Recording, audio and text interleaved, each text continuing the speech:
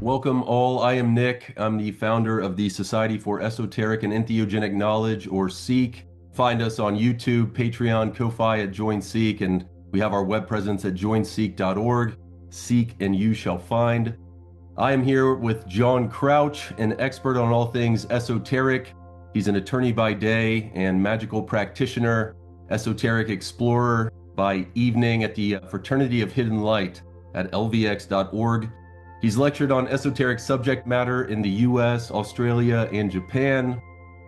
One of the primary purposes of the Fraternity of Hidden Light is to prepare its members for illumination so that they may serve humanity. Members progress through several grades of initiation and experience, which aid them in achieving all that they are capable of becoming. The common goal is illumination and the full expression of wisdom, love, and power. Wisdom is acquired by the experience of correct actions based on true knowledge and insight. Love is developed through meditation, which opens the heart for illumination of union with the all. Power is developed through the correct application of wisdom and love, as for example through ritual. The power employed in the rituals of the fraternity is the power of love, the only true power of the universe. John, welcome. Thank you for speaking with me on our platform. It's good to have you here. Well, welcome, Nick, and thank you for having me. So I would just want to tell you how impressed I am with all the material that you pulled together here. I don't think I've ever met anyone who is as diverse in terms of their esoteric interests and can pull from so many different traditions coherently. I really appreciate that. Yeah, I'm doing a lot of work, a lot of research, trying to figure out the riddles of the soul and the mystery of existence through all these different facets of global spiritual history. So I appreciate that you recognize and applaud the efforts. Thank you very much. So let's dive into it. The standard Hermetic arrangement linking the 22 Major Arcana to the 22 Hebrew letters was systematized in the 19th century by occultists associated with the Hermetic Order of the Golden Dawn. This system drew heavily from earlier writings by Eliphas Levi, who famously connected the tarot to the Hebrew alphabet. Levi argued that the tarot preserved fragments of an ancient symbolic language encoded into 22 trumps. The Tree of Life itself derives from Jewish Qabalah, especially texts like the Sefer Yetzirah and later Kabbalistic traditions in Spain. In Hermetic Qabalah, the 10 Sephiroth and 22 connecting paths became a symbolic diagram through which consciousness descends into material existence and ascends back towards unity. Each path is assigned a Hebrew letter, astrological correspondence, and tarot trump. Occultists like Paul Foster Case, William Gray, Aleister Crowley, and Arthur Edward Waite later expanded these correspondences into meditation systems, arguing the cards were less about prediction and more about spiritual cognition and symbolic initiation. John, many modern readers encounter the tarot either as fortune-telling or psychological symbolism. Yet within the Western initiatic tradition, it functions more like a symbolic map of consciousness. How does the relationship between the 22 letters in the Hebrew alphabet and the 22 Major Arcana correspond to the tarot and make it a structured initiatic philosophy encoded in a divinatory deck? Well, that's a very broad question. So there's a number of different systems that people have put. The Golden Dawn system, I would say, is the most traditional. Interestingly enough, Paul Case independently derived the same order, but essentially they start at the top of the tree with the tarot keys, including their assignations with the 22 Hebrew letters, and they go down. And the paths, traditional paths, going down the tree are assigned to the tarot keys, mapping onto those letters until eventually you come to the bottom. So the paths of the tree itself, I will grant you, have changed a little bit over time. The older systems, a lot of times you'll see the tree with only one path coming down from Yesod all the way down into Malkuth. The more modern version used by the Golden Dawn has 3 paths descending, connecting down into Malkuth. And so the F.L.O uses that system, as did the Golden Dawn. But that's where they get the generalized order. Crowley tinkered a little bit. He rearranged a couple of tarot keys based on some claimed revelations that he had. The F.L.O uses the more traditional system.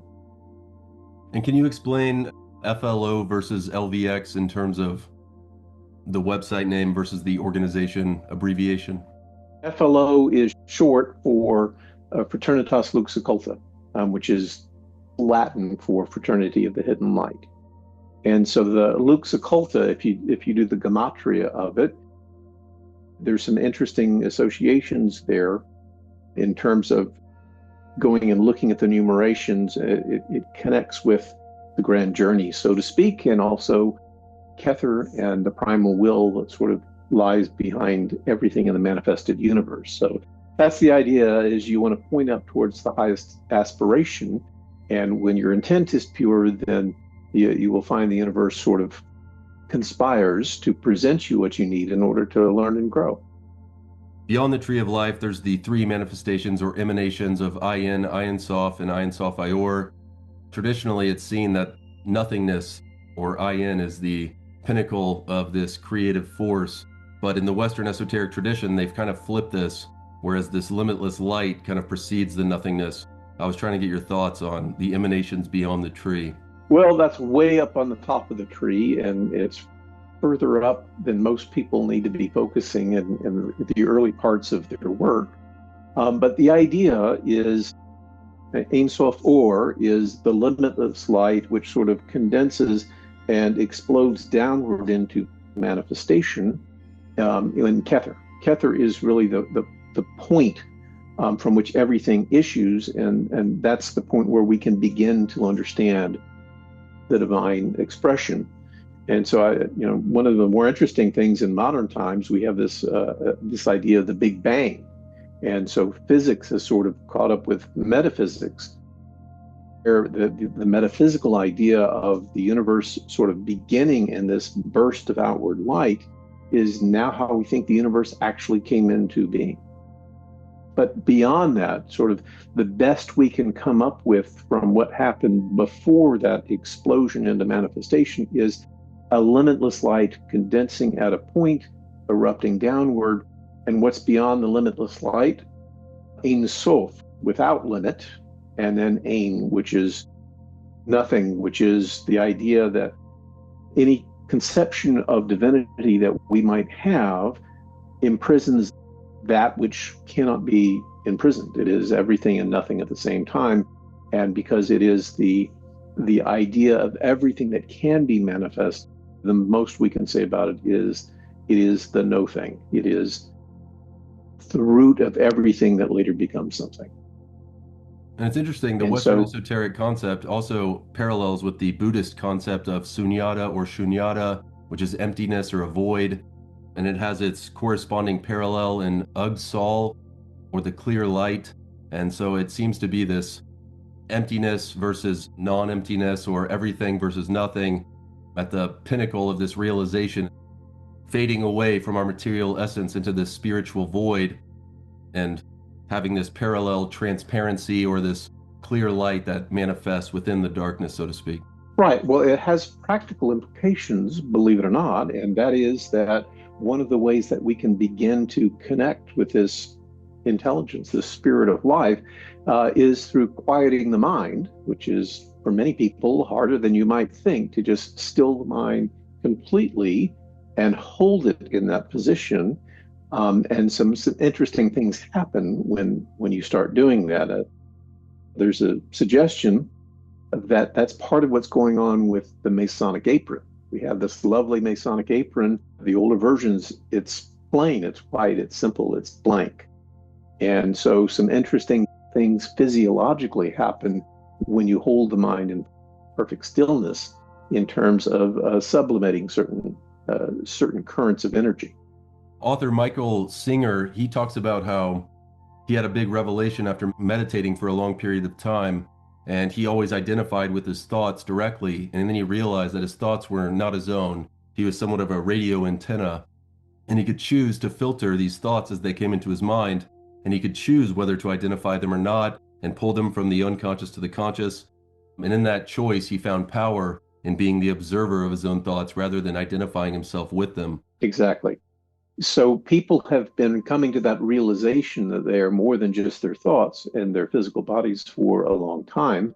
We know that people In modern times, we've begun to talk about things like near-death experiences, where people have these experiences where they literally, their consciousness somehow sees their body on the operating table as, the doctors are working on it. What's even more fascinating is I was actually over in a court in Fort Worth, and I was talking to the bailiff, and she was talking about her near-death experience. And she was able to look and watch the doctors working on her body. Then she wandered off to the operating room next door and saw what was going on there. And then she wandered off to the parking garage, the next building over, and saw her relatives talking about her, and was able to confirm that that discussion actually happened when they brought her back and she was able to express what had happened to her. So these kinds of events are rare, but one of the things about the internet and modern communication is you might think it's kooky and crazy when it happens to you, but when people start communicating about it, we've seen in really the last 20, 30 years, when people write about the near-death experience, that if enough people have it, well, maybe there's something really to it. And so obviously a lot of mystical experience has been designed around the idea of confronting this idea of the spirit moving on from the physical body at the end of life. And if you can induce that experience before, you can figure out how to live your life. That correlates with the Sufi concept of fa-na, to die before one dies, and then this subsistence in God that follows Baka. In the Master Mason ritual, they also enact this death resurrection motif from within so that somebody can imagine that they have already died, realize that life is finite in that context, and then realize how they want to live the rest of their life with that knowledge. We certainly see it in the Masonic Master Mason degree. In the Southern version of the Scottish Rite degrees, there's a version of the 30th, 31st degree where they actually reenact the old Egyptian form, where you're sort of confronted by the 42 assessors, and they ask you, did you do this? Did you do that? Until finally you're brought into the judgment hall of Osiris, and your fate depends on whether your heart is heavier than a feather. The idea being evil deeds weigh down the heart and keep you from progressing. So it's a fascinating experience.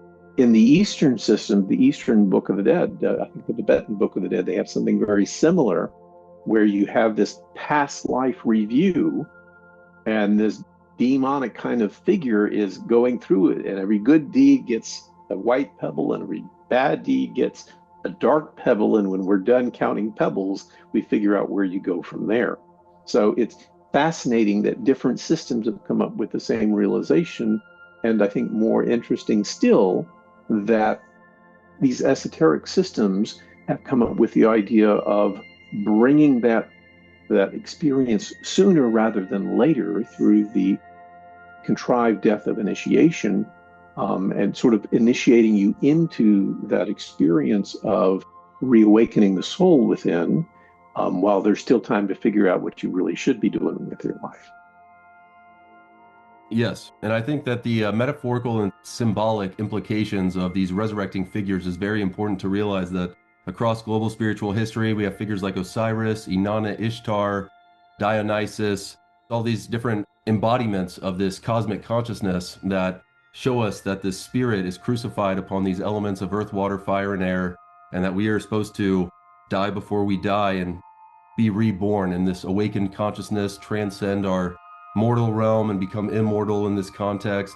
In my last interview with Jason from Elk Donis Arts, we also spoke about the Bardo Thadal and how it relates. Timothy Leary, Ralph Metzger, they wrote a book called The Psychedelic Experience, where they utilized the Tibetan Book of the Dead and analyzed this death rebirth motif. And it seems to be that many of these entheogenic experiences also catalyze this reawakening through dissolution of our old self and this reemergence through reconfiguration until eventual transcendence, this hero's journey of finding the philosopher's stone or alchemical elixir. And then once we have attained this goal, we share what we have learned with the greater public through service. We certainly know people are having the near-death experience when they got hit by the bus and they get taken to the hospital. They documented some cases where people had the near-death experience where they thought they were about to die but hadn't actually died. You look up, the avalanche is about to bury you, and then your life flashes before your eyes. I guess there's a question whether or not the near-death experience is in some portion because of a physiological, this is what happens to the brain when it's deprived of oxygen. But is there also a way to induce that experience, or at least the psychological processes that go with looking at your life in a hard sort of way? To what extent can that be induced without actually dying? What's the old joke that everyone wants to go to heaven, but no one wants to die to get there? Maybe you can have the good without the bad, so to speak. In my last video on Soma and Hauma, I trace how these potentially entheogenic or psychedelic visionary plants were at the heart of these early spiritual systems in Hinduism, Zoroastrianism, and perhaps that is the catalyst that allows one to not only have this visionary experience of death and rebirth, but also analyze their life in a way that is beyond normal consciousness, and being able to project out all these different facets, these different layers of reality, so that they can understand how they got to where they are, how to best act in terms of moving forward so that they can create a future that may be different or more optimal than their current present. The classic example is the Oracle at Delphi. They would actually have this young woman who would be put on a tripod over a fissure out of which hallucinogenic gases come out. But it's almost certainly not just the entheogen, right? I mean, part of what's happening is you have to have the initiatic story. And so in a lot of shamanic traditions, they don't just give you the peyote or give you the DMT or whatever. They have someone sort of coaching you through a story that is designed to lead you to a source of wisdom that is then you've sort of been propelled into the experience so that you get something meaningful out of it. If you don't have the ritualized story part of it being prompted to you, preparing you to get the right answers, then it tends to be more of a trip and you get whatever is going on in your unconscious at the time.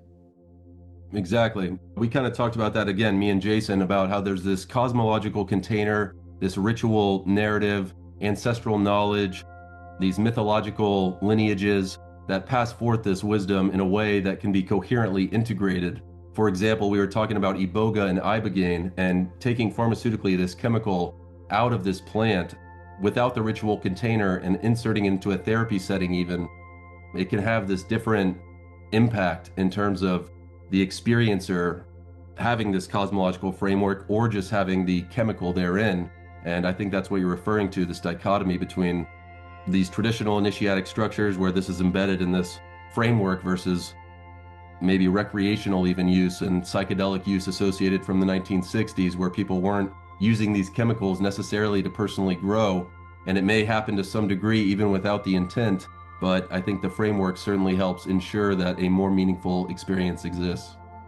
I think Huxley, even when he was having his trips, I think he was having his wife read to him certain things and try and push his experience in a certain direction. It's kind of hard. It's hard to have the experience and do the driving at the same time. And so in a similar sort of sense, in kind of classical mysticism / magic, you would sometimes separate the person who's invoking the spirit from the person who's trying to receive the information. So it's just hard to do both at the same time effectively. Only when you reach the level of a shaman or somebody that has learned through the reception of these spiritual technologies what somebody maybe wiser than them can show them in regards to how to use them most effectively and how to navigate these realms between worlds, so to speak. Only after a certain amount of time or trials can you really fully embody the teacher mindset and then help others as students. But it does take time to get to that point. So kind of without getting into the psychedelic aspect of things, there's a lot that can be done with tarot images. So The general idea is that you can sort of develop a library, an alphabet of symbols in your mind. And that's part of what tarot is you've got these basic archetypes, and you develop these symbol sets, personified or pictorialized on the tarot keys. And so over time, you develop this library of ideas. You can call to mind, for example, you're about to have a test. Mercury was the classic ruler of tests and all things academic. So if you're having trouble studying, you can conjure up the magician card. And so, right, the classic magician posture, right, focusing attention down on the table, and that can help you concentrate if that's an issue for you. If the issue is you just have trouble remembering things, well, there's a tarot key for that. The High Priestess is a pictorial emblem of the unconscious mind, which has the ability to remember extraordinary things.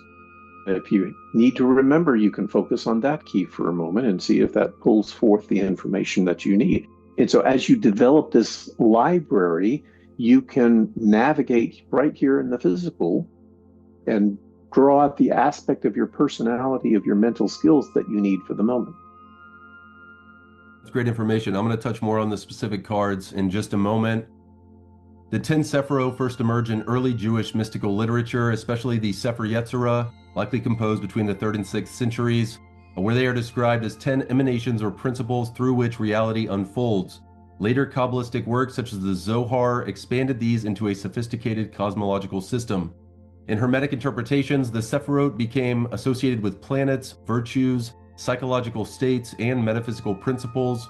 For example, Hesed is associated with Jupiter and expansive order, Geburah with Mars and disciplined force, Tiferet with solar consciousness and harmony, and Malkut with material embodiment. The structure also resembles emanationist philosophy found in Plotinus, whose 3rd century teachings described reality as emanating from the one through descending levels of manifestation. Renaissance Hermeticists and Christian Kabbalists recognize strong parallels between Neoplatonism and Kabbalah, contributing to the eventual synthesis seen in Western esotericism. The Tree of Life contains 10 Sephiroth that appear abstract to newcomers, yet many initiates describe them as states of consciousness, cosmic principles, and even stages of human development. How should a modern audience understand the Sephiroth without reducing them to superstition or metaphor? I guess the classic answer is you have to experience them. The initiatic traditions of the West take you step by step. You would start, typically, the Golden Dawn system, there would be a neophyte grade. So you get kind of a look-see to figure out, is this all stuff crazy, or can I actually learn something? And then you would begin formally the first order grades of Malkuth, Yesod, Hod, and then Netzach, and then buckle your seatbelts because the portal grade is at the end of that, right? Part of what's happening in those grades is you decorate the temple with themes that correspond to those spheres on the Tree of Life.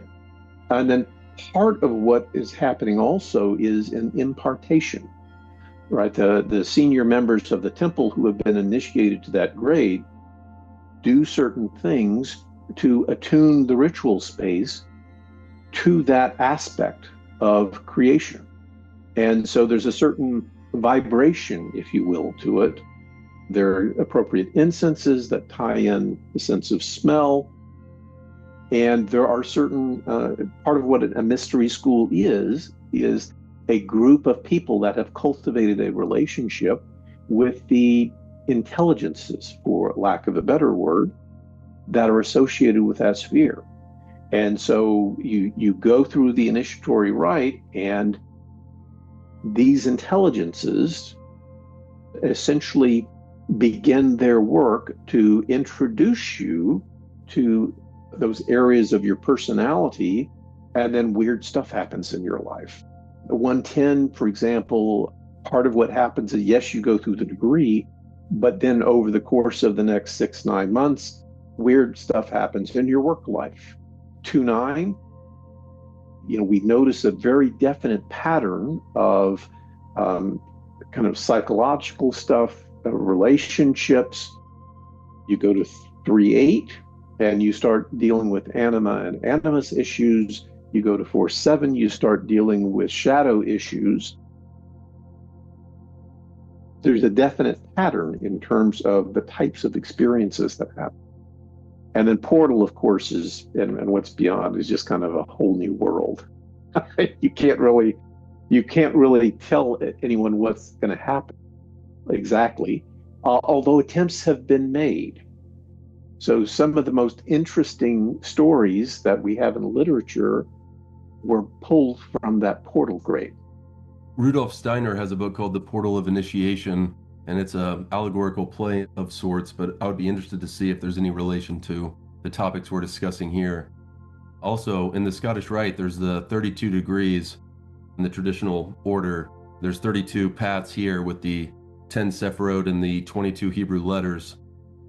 Would you say with this honorary 33rd degree, and I know there's correlations with the number of years that Jesus lived and the number of vertebrae in the human spine, would you equate the emanations beyond the tree to kind of this 33rd degree? I haven't been blessed with the 33rd Masonic degree, so I can't comment on that. Okay. But obviously, if your degree is going to be more than a ceremonial or honorary degree, the idea is that your degree path should mirror a higher archetypal pattern, such as the Tree of Life. It seems that 33rd degree is kind of bestowed on those who have maybe conquered the material and spiritual world, so to speak, in a way that is reminiscent of maybe substantially crossing off these different Sephiroth as you ascend and getting to the point where you've mastered the self, conquered the ego in a way that may be in line with moving beyond what is normally possible for mortal man, so to speak. Hopefully, right? That's what you would hope you would see in 33rd degree Masons. I think there's a lot of politics in it, but the intention doesn't always match with the manifestation. Yeah, right.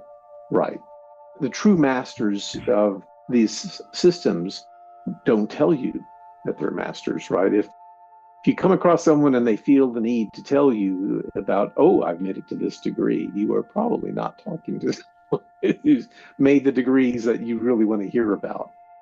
That's a good point to make. Speaking about the history of tarot, the earliest surviving tarot decks emerged in the 15th century in northern Italy, particularly in Milan, Ferrara, and Bologna. The Visconti deck, commissioned for the ruling Visconti family around 1450, is among the oldest surviving examples. Historical documentation shows that these early decks were used primarily for a card game known as tarocchi or tarocchi.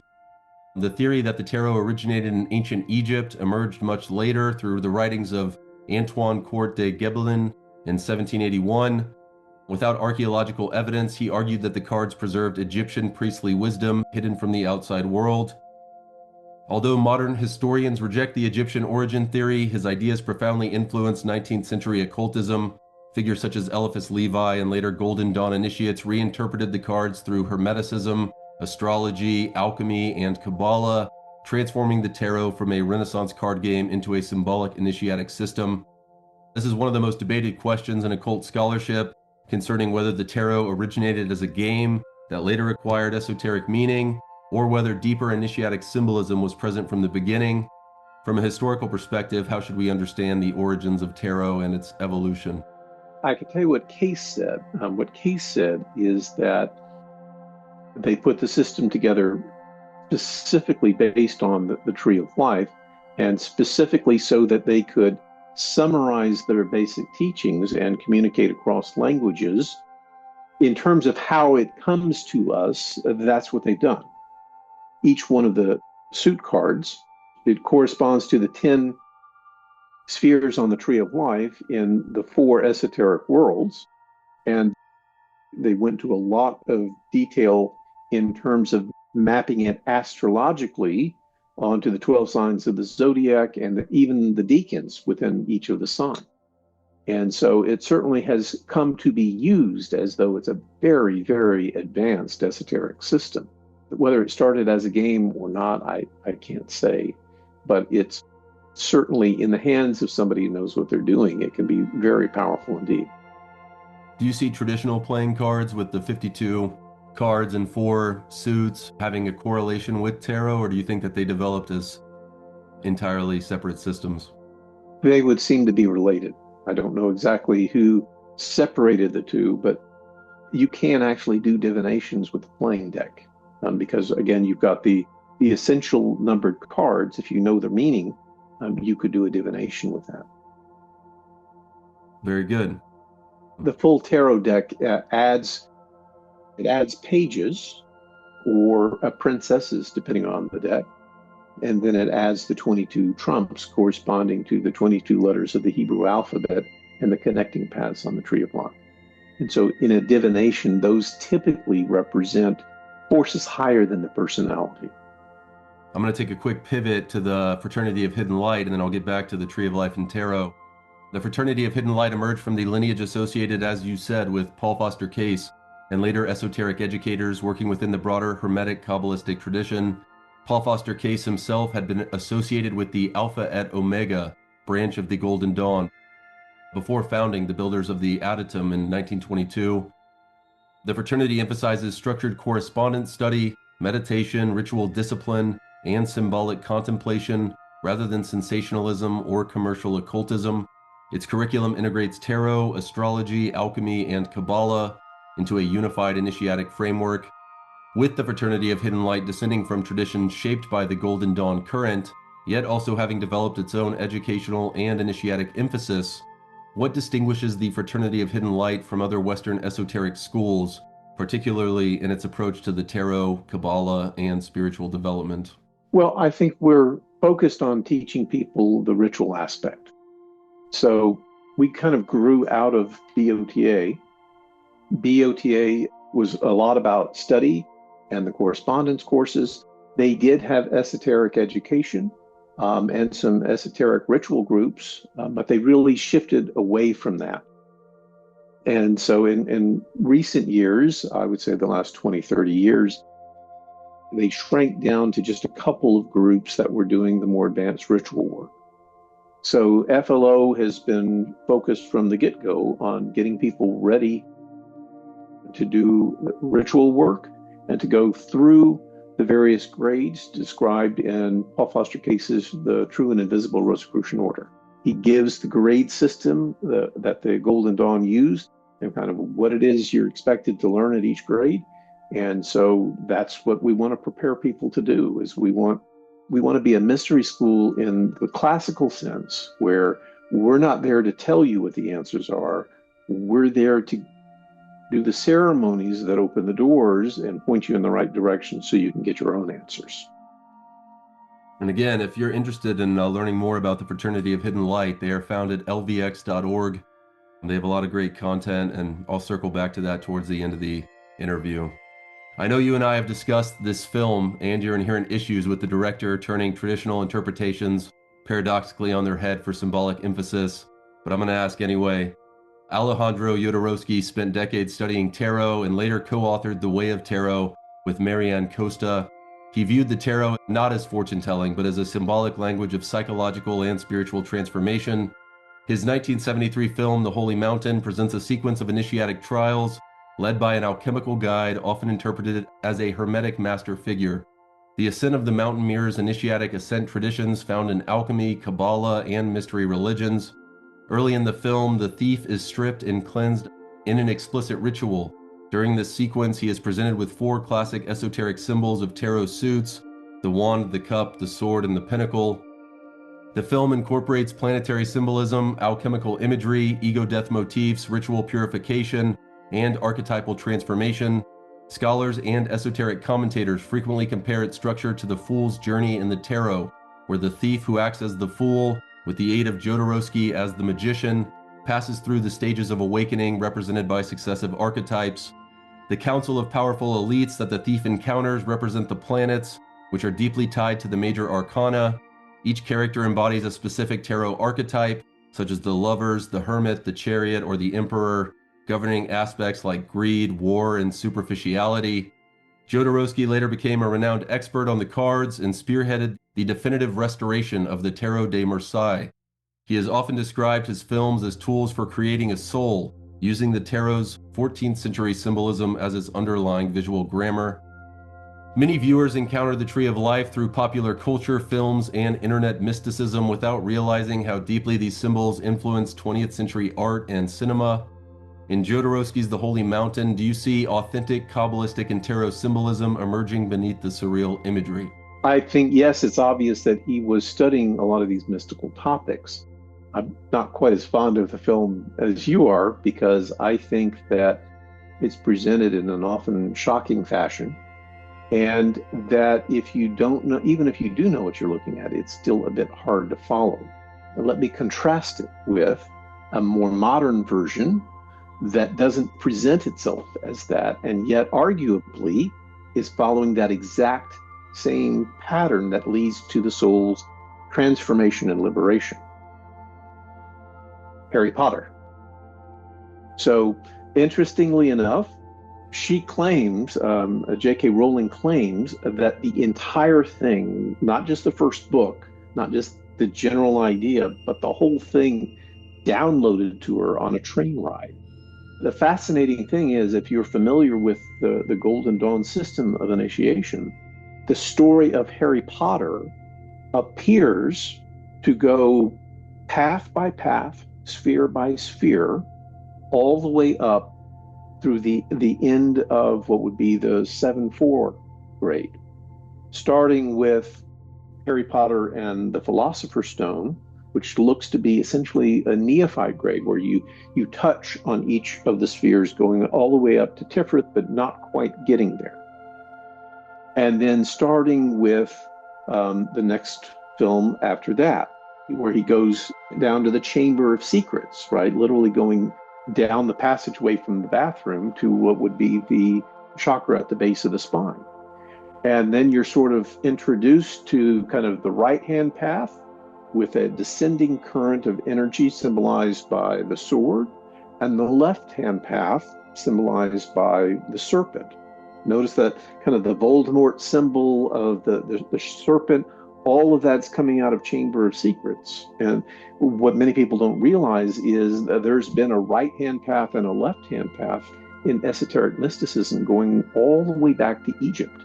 That battle, that duel between the powers of light and the powers of darkness, going up path by path, all the way up through the end of the system, where Harry himself becomes essentially a master of death, having used each of the three deathly hollows, so to speak. So it teaches you all of the essential steps. It challenges you to make difficult decisions between light and darkness.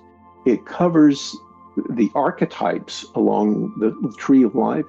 And it does so, you don't even realize what's going on. And it's such a remarkable story. It draws you in. People have been attracted to these books in a very powerful way. You throw a convention to break out the new book, hundreds of people show up in costume in the middle of the night to get the next copy of the book when they were coming out. So I just think that, yes, he's got the right ideas, but it's hard to take all these very difficult esoteric ideas and weave them into a compelling story.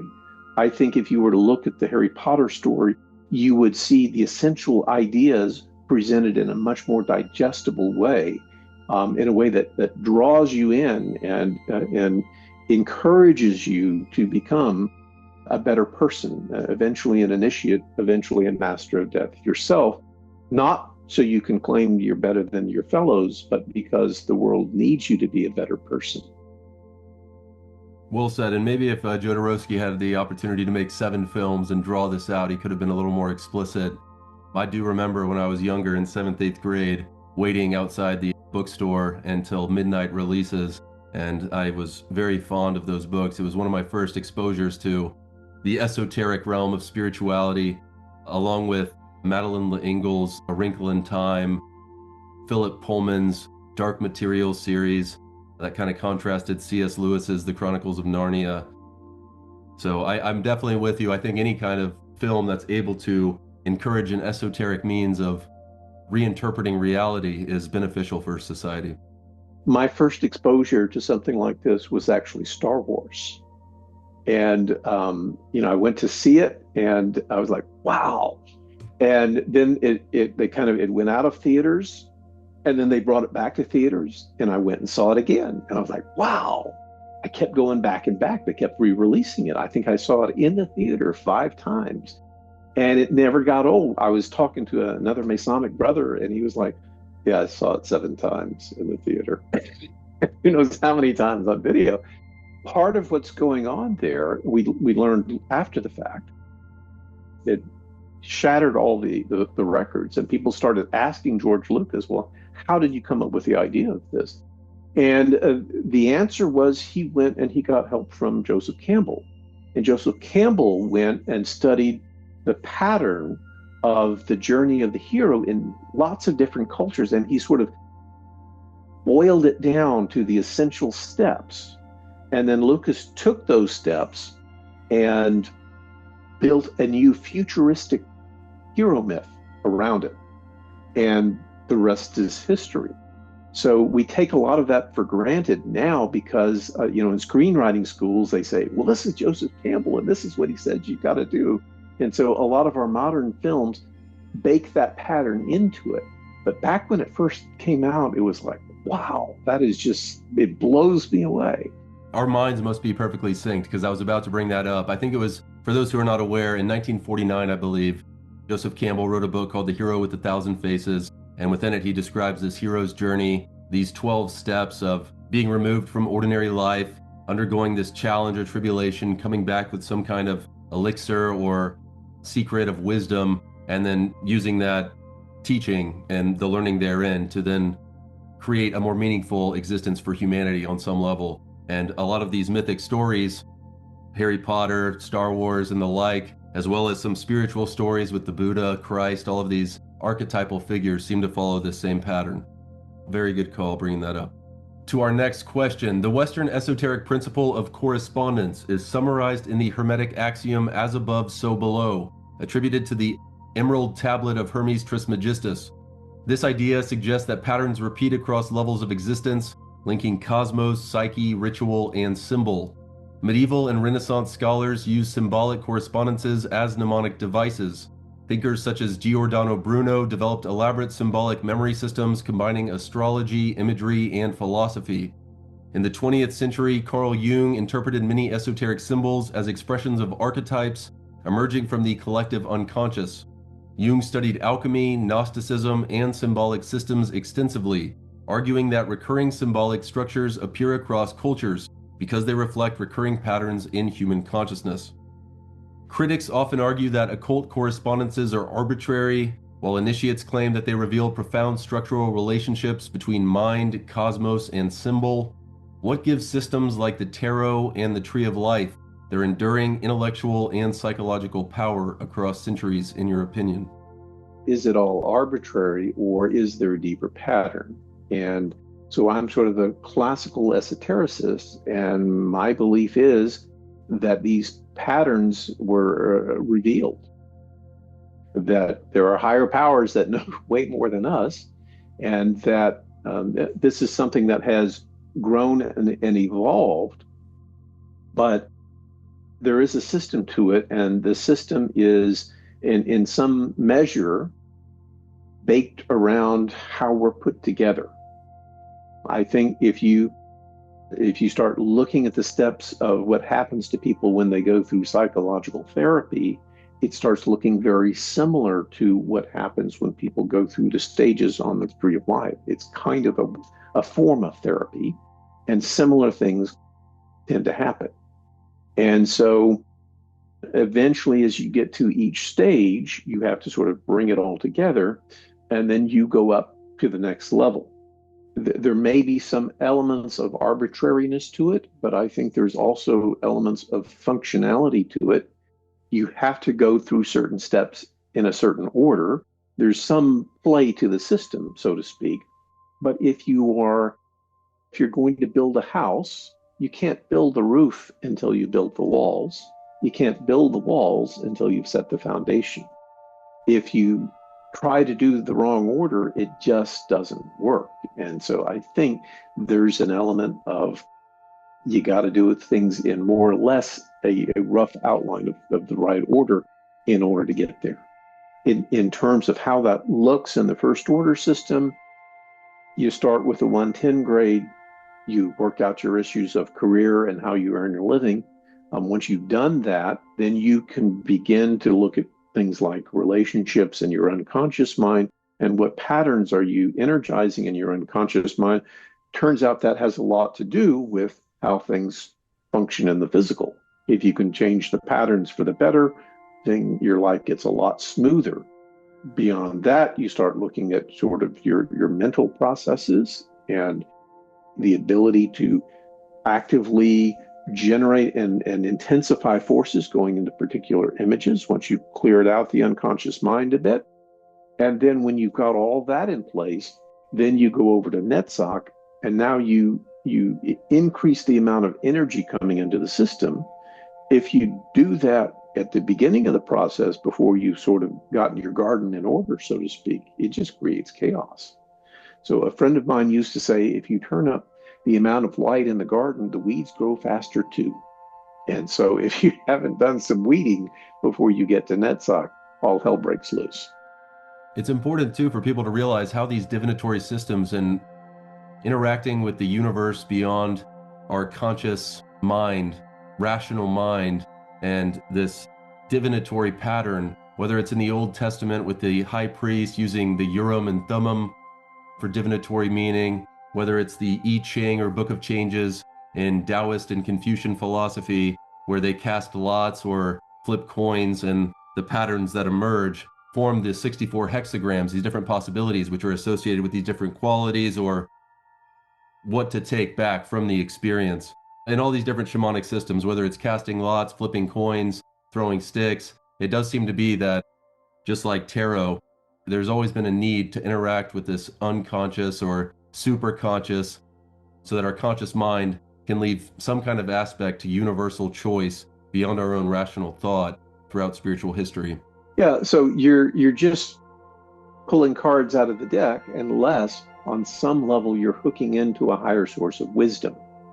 And so part of your system needs to be you start and you end, just like every Masonic meeting starts with a prayer. Part of any genuine divination system has a form of protection, setting up your sacred space, and then you're reaching out and trying to connect to that higher wisdom, whether you call it God or some other vision or ideal of the creative source. What you call it isn't necessarily so important as your intention to connect to it. And then you're using the divination system as a way of communicating with that higher source. Otherwise, you're just pulling cards out of a deck.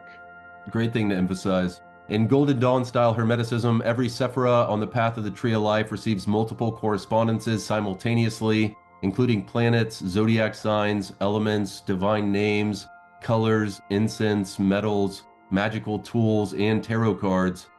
For example, Tiferet corresponds to the sun, gold, solar deities, sacrificial myths, and the tarot trump traditionally associated with solar consciousness. Bina corresponds to Saturn, structure, limitation, and primordial form. The 22 paths with astrological forces through the Hebrew alphabet. The minor arcana are often mapped by number to Sephirotic levels, aces to Keter, twos to Chokmah, threes to Bina, and so on, down to tens as Malkut. Court cards are also assigned Sephirotic functions, commonly king to Chokmah, queen to Bina, knight to Tiferet, and page princess to Malkut, depending on the system. The suits can also be linked to the four-letter name of God, the Tetragrammaton, which became a foundational bridge in occult tarot theory. This integrated symbolic structure reflects Renaissance Hermetic ideals that sought a universal synthesis of knowledge, drawing from astrology, Neoplatonism, alchemy, Kabbalah, and ancient philosophy into a single symbolic framework. The tarot is often discussed alongside astrology, alchemy, and ceremonial magic. Though these are separate disciplines, appearingly. Yet in the Western esoteric tradition, they form an interconnected symbolic language. What can you comment on in regards to how the Tree of Life functions as this organizing framework that unites all of these systems? Yes, that was quite the question. That's part of what's going on. And then now keep in mind the connecting paths between the Sephiroth are not the same as the Sephiroth themselves. And so typically, as you work your way up the tree, you get a combination approach of the Sephirothic energy and also the linear paths. I think what tends to happen to people is they get overwhelmed by the complexities of the system. If you try to put someone, a toddler, in a university classroom, it wouldn't work, right? Before they can understand introductory physics at the university level, they have to have years of math and years of science. And they have to be thoroughly conversant in the language that the instructor is talking about. They need to understand the basics of math that lead to algebra, that lead to calculus, right? And then look at the examples and put all that together to make sense of it. That's part of what's happening with the initiatory system, is you have to go through step by step.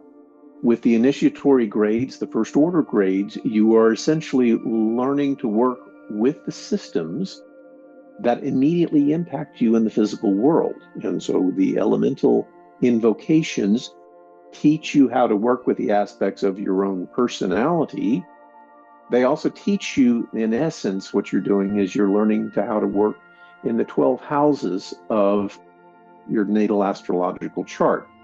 And so you emphasize the earthly houses in the 110 grade, the airy houses in the 2-9 grade, the watery houses in the 3-8 grade, and so forth.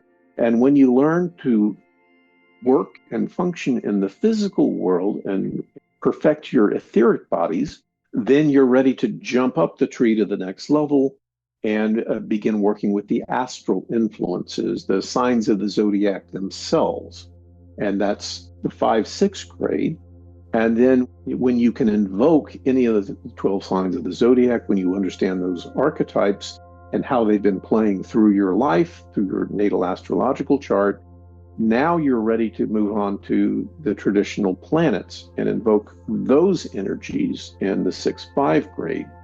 And so when you can invoke any planet and put it in a sign where it's going to be useful as opposed to harmful, and then put it in a house where you want it to express, then you go over and you work in the 7-4 grade, which deals with the solar, lunar, and mercurial currents. The 3 columns of Eastern mysticism, what is that? The Ida, Pingala, and Sushumna. And that sort of intensifies everything that's happened before. And then when you've got all that ready, then you're ready to kind of move on to what comes after that. Yeah. Hopefully that makes sense. No, it does make sense. You hinted toward the Ida, the Pingala, and the Sushumna. In that framework, the Sushumna is this central column, and Ida and Pingala are these 2 exterior columns. In the Kabbalistic system, Israel Regardie has a book called The Middle Pillar, between these 2 exterior poles. I've also heard in the Genesis tale, the Tree of Life and the Tree of Knowledge of Good and Evil are kind of these 2 pillars that mortal man exists within. And it's fascinating to see how these different systems, Eastern and Western, seemingly unrelated, come to these same terms in terms of the structures that the cosmological, celestial, great beyond emanates to the material world in. Exactly. So one of the things we read about the temple in Jerusalem is there were these 2 giant columns that you passed between to enter into the temple, the Jachin and Boaz. And so obviously Masonry makes quite a bit of that. But that's the idea, is you've got the solar current, the lunar current, and then an integration of the 2 that represents you as you pass between the 2 extremes. And the idea is that by externally focusing on these symbols of those forces, you can internally affect how they operate. It's kind of the placebo effect, is the idea. Even if it's just a sugar pill, if you think it's an aspirin, the pill becomes a symbol for something. If you act upon the symbol and eat it, your blood chemistry actually changes because you're giving a suggestion to your unconscious mind, and it creates physiological changes.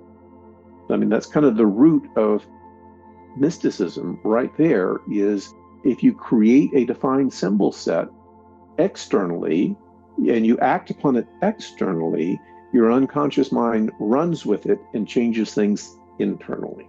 That's part of what's going on in Masonry, right? Symbolically, we're building the temple through this external ritual, but the point of all that is to change the interior temple so that we can make that connecting point with divinity. In alchemy, they talk about the conjunctio, this rectification of opposites, where these polarities, masculine and feminine, light and dark, conscious and unconscious, must be synthesized within the individual to come to this holistic means of existing. I talked about in my last interview the idea of the thesis, the antithesis, and the synthesis, and how there's these polarities that exist everywhere seemingly, but there's also the ability to rise above this dualistic way of thinking. In Hinduism, they call it Advaita Vedanta, in this non-dual awareness that can occur once all of these polarities have been systematically synthesized. Renaissance Europe witnessed the rediscovery of Greek philosophical texts through Byzantine and Islamic transmission. Thinkers such as Marsilio Ficino translated Platonic and Hermetic works into Latin, helping inspire the Hermetic revival. Christian Qabalah emerged when Renaissance scholars attempted to reconcile Jewish mysticism with Christianity. Figures such as Giovanni Pico della Mirandola argued that ancient wisdom traditions shared a hidden philosophical unity. Tarot imagery reflects this syncretic atmosphere. Cards such as the Pope, Empress, Hermit, and World contain layers of Christian symbolism, classical allegory, astrological structure, and philosophical archetypes. Occultists later interpreted these images as surviving fragments of perennial initiatic wisdom. So the imagery of the tarot, it often contains Christian, Jewish, pagan, and classical elements simultaneously. Does the tarot preserve fragments of older initiatic traditions beneath later religious imagery, or is it better understood as a symbolic synthesis created during the Renaissance? Yes. I think that part of what's been happening is an interesting phenomenon, right? So in the modern times, there are still untouched groups, right? Out in an island in the Philippines or Borneo or wherever. And you go and in the Amazon, you come across them, they're likely to have certain things. And one of the things they always seem to have is some idea of the soul, some idea of existence that extends beyond the physical world. They are almost certain to have some religious structure. The only way that can happen is if people are having authentic religious experiences, even though no Christian missionary has gone there, right? They've been developing their own religious system. What tends to happen is over time, the old way, a new prophet comes along, and what was working before gets rolled into the new system. Part of what we think happened with the Renaissance is the Turks chased a lot of people that were in Greece that had retained the old systems of the Greek system, which was a very powerful system. I mean, there's a reason why we remember all of those stories, is they're very powerful symbolism. Chased them out of Greece, and then they went to Italy and cross-fertilized. There was some financing that went on in terms of looking at some of these old Greek works, translating them into Latin, and then sending them out to the rest of Europe. But we think part of what happened is these initiatic traditions, these mystery schools that had existed in Greece for thousands of years, didn't entirely go away, and a lot of that knowledge continued. And when it came to Italy, it sort of cross-fertilized with Christianity, and it took the modern Christian symbolism and combined it with ancient symbolism that had been working in initiatic traditions for thousands of years, and you get the Renaissance. One of the things that happens in Renaissance paintings is there's a lot of reference to Greek history and Greek mythology, which is a way of trying to explain these creative forces. The Greeks, in terms of their mystery schools, remember Alexander went around across the world and he brought a lot of that know-how back to Greece. And so we think the Greek mysteries were influenced by the Egyptian mysteries, and that there was cross-fertilization with the Hebrew mystics as well. I had a friend of mine in our lodge who was studying Jewish Kabbalah. And he was telling me, I about fell over. I assumed that they got their Kabbalah from Moses, and maybe Moses learned some of it from the Egyptians. But he said a lot of their Kabbalah was actually coming from the Pythagorean mystery schools and their Tetractys, which looks a lot like, the 1 point turns into 2, turns into 3, turns into 4. We see Kabbalistic renderings of that, where Yod turns into Yod-He, turns into Yod-He-Vav, turns into Yod-He-Vav. A lot of these ancient people that were profoundly looking at the mysteries, they were talking to each other. They were sharing ideas, sharing symbolism, and a lot of that became Christianized. One of the things about the BOTA tarot that we use is there's a lot of Christian symbolism, but a lot of that symbolism also has roots that go back thousands of years. We want to do honor to the modern Christian theology, but you can learn a heck of a lot from looking at the ancient myths from other systems as well. And if you can do justice by weaving what works well and put it in Judeo-Christian symbolism that you're comfortable with, more power to you. I've also seen abracadabra written in this Tetractys format. I speak, and therefore I create. I think that's interesting. And also Pythagoras and Plato were both initiates of the Eleusinian mysteries, but they also went and spent time in Egypt studying the wisdom there that bring back to Greece. So as you're saying, a lot of the wisdom of the world has this pull back into history, where the people that are seen as these bringers of truth often are studying much older systems and then reformatting them in a cultural context to the best means for their cultures to comprehend, synthesize the information, and pass along the wisdom inherent within in their own languages and their own rituals. So I think that's a very you almost have to reinvent the mysteries every so often, because the symbols that mean something to your generation or my generation, might not if you go to a different culture or a different language, where a symbol that you think nothing of can be a symbol of disaster in another culture. And so you need the symbols in your mystery school package to be consonant with the symbols of the culture and the language of the culture. That you kind of have to tweak it over time in order to keep it working. Traditional initiatic schools distinguished intellectual knowledge from direct experiential realization. In both Western and Eastern traditions, symbolic systems were intended to reshape perception through contemplation, meditation, ritual, and ethical refinement. Golden Dawn and later Hermetic schools employed practices such as pathworking, where initiates visualized movement through symbolic landscapes associated with the Tree of Life. These practices aim to internalize symbolic principles psychologically and spiritually. Paul Foster Case emphasized that the tarot functioned as a pictorial textbook of ageless wisdom, requiring disciplined meditation rather than passive memorization. Similarly, initiatic systems across cultures consistently frame transformation as a lived process rather than the accumulation of abstract information. So in your opinion, for a person completely new to the tarot and the Tree of Life, what's the difference between merely collecting symbolic information and genuinely undergoing inner transformation through these systems? I think the one leads to the other, right? So you can't start at college, right? You can't get into college unless you've been to high school. You can't get into high school unless you've been to middle school, and you can't get into middle school unless you've been to elementary school. And so a lot of people start by buying tarot decks, and that's perfectly fine, and playing with them and even doing divination. And eventually they get curious and they want to learn more. If you're serious about cultivating a relationship to the divine through the cards, at some point you need to study the cards. You need to study the symbolism. And probably the best way to do that, F.L.O has a version of Tarot Fundamentals. The OTA does as well. A lot of those early Paul Case lectures are now being published in books if you don't want to go through the lesson series with an organization.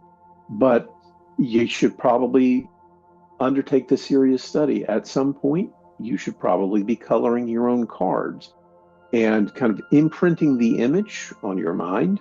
Some people, when I write down notes, whether I ever look at the notes again, just the act of doing something kinetic as I'm learning material, it helps make an impression on me, and I can remember it that way, even if I never look at the notes.